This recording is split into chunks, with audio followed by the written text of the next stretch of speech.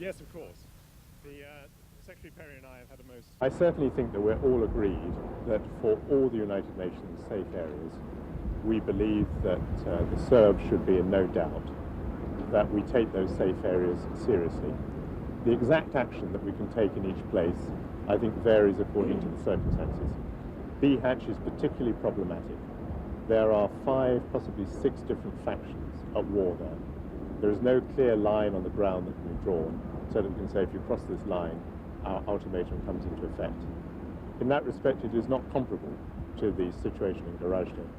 And I want to make the general point that any ultimatum we issue has to be for real. We have to believe it, we have to be willing to carry it through.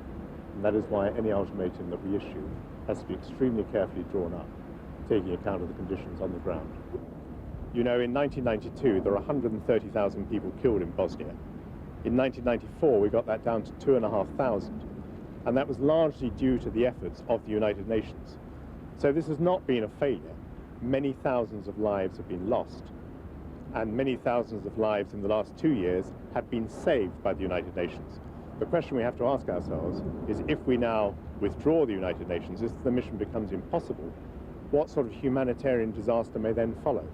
My own fear is that it could be worse, it could dwarf anything that has happened until now. That is why I'm so keen to keep the United Nations in play if we possibly can. Thank you very much indeed. Thank you. What's the plan for Bihac?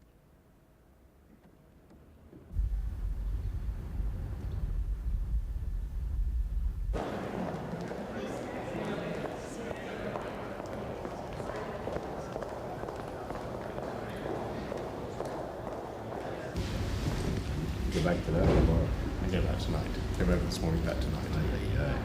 Hey. Well, Senator, thank you for this. Thank you very much. Appreciate it. Thank you. Good luck. Good luck. Did you accomplish anything? No, we just had a good discussion.